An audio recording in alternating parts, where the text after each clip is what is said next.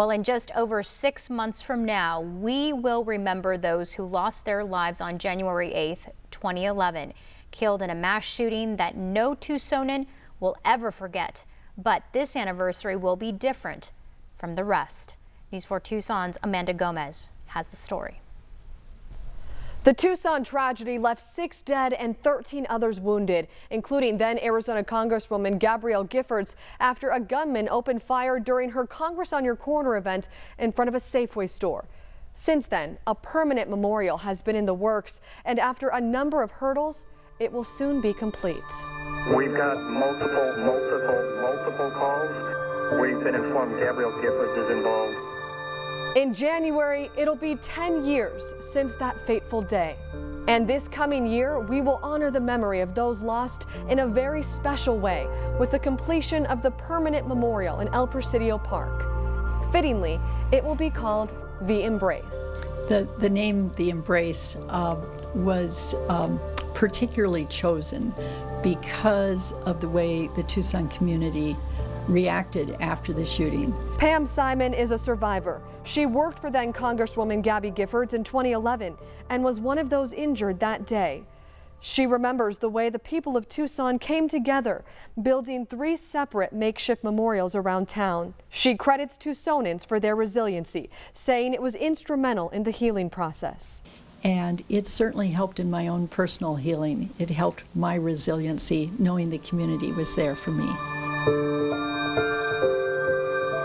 It's almost hard to believe it has been 10 years, but we will be very happy to have a place that we can actually visit and know that loved ones are remembered in that spot.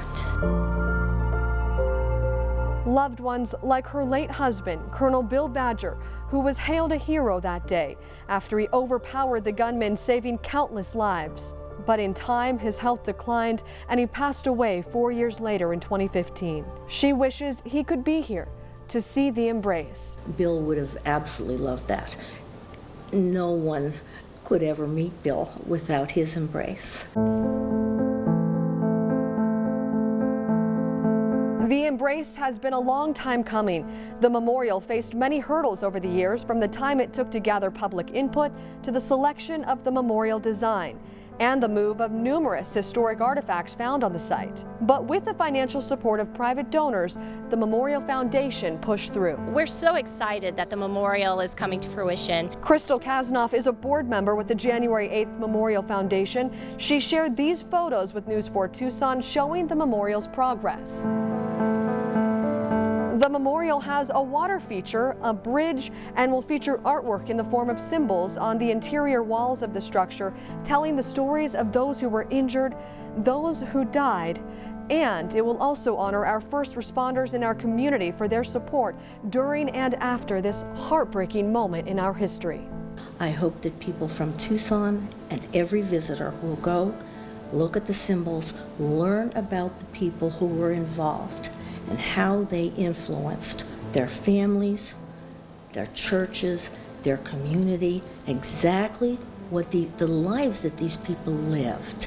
Pam Simon hopes future generations will see a longer lasting lesson. How Tucson, in a moment of crisis, in a moment of tragedy, then reacted with kindness and resilience and came together.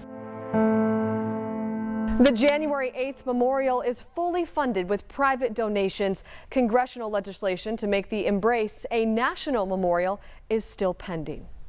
We've got you covered. Amanda Gomez, News 4 Tucson.